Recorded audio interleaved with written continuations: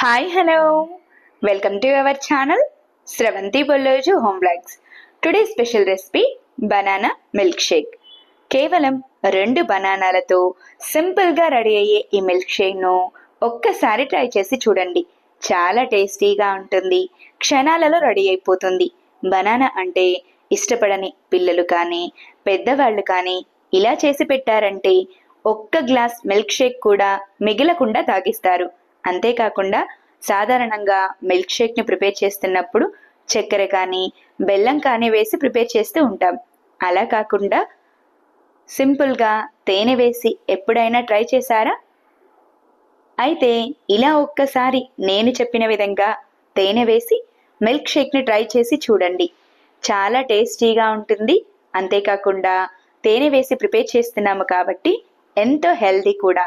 మరి ఇంకెందుకు ఆలస్యం, బనానా మిల్క్ షేక్ను ఎలా తయారు చేయాలో చూసేద్దామా? ముందుగా మీడియం సైజ్గా ఉన్న 2 అరటి పళ్ళను తీసుకోండి. అరటి పళ్ళపై ఉన్న పొట్టు అంతా నీట్గా తీసేసి మీడియం సైజ్గా ఉండే 2 ముక్కలుగా కట్ చేసుకొని తీసుకోండి. అరటి పళ్ళను గ్రైండ్ చేసి తీసుకుంటాము కాబట్టి ఇలా కాస్త పెద్ద ముక్కలుగా కట్ చేసి తీసుకున్నా సరిపోతుంది. ఇదే విధంగా రెండవ బనానాని కూడా ముక్కలుగా కట్ చేసుకున్న తర్వాత బనానా ముక్కలను గ్రైండ్ చేయడం కోసం మిక్సీ జార్ను తీసుకోండి. అందులోకి ముందుగానే కట్ చేసి తీసుకున్న బనానా ముక్కలను వేసేయండి. ఇలా బనానా ముక్కలన్నీ వేసుకున్న తర్వాత 1 కప్పు వరకు కాచి చల్లార్చిన పాలను తీసుకోండి. ఈ మిల్క్ షేక్లో పాలకు కొలత ఏమీ ఉండదు. మిల్క్ షేక్ చిక్కదనాన్ని బట్టి కొద్దిగా పాలని యాడ్ చేసుకుంటూ గ్రైండ్ చేసుకుంటే సరిపోతుంది. ఇలా పాలను వేసుకున్న తర్వాత మీ టేస్ట్కి తగినట్టుగా 2 నుంచి 3 టేబుల్ స్పూన్ల వరకు తేనెని యాడ్ చేసుకోండి. తేనె అనేది పూర్తిగా ఆప్షనల్. మీకు తేనె కనుక నచ్చినట్టయితే 2 టేబుల్ స్పూన్ల వరకు షుగర్ని కానీ 2 టేబుల్ స్పూన్ల వరకు సన్నగా తురిమి పెట్టిన బెల్లం తురుమును కానీ వేసుకోవచ్చు.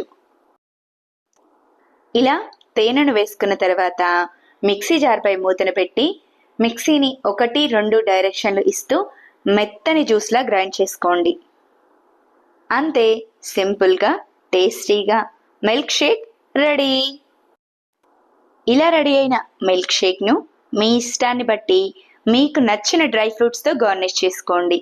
నేనైతే కాజు, గుమ్మడి గింజలతో గార్నిష్ చేసుకున్నాను. నా వీడియో కనుక మీకు నచ్చినట్టయితే లైక్ చేయండి.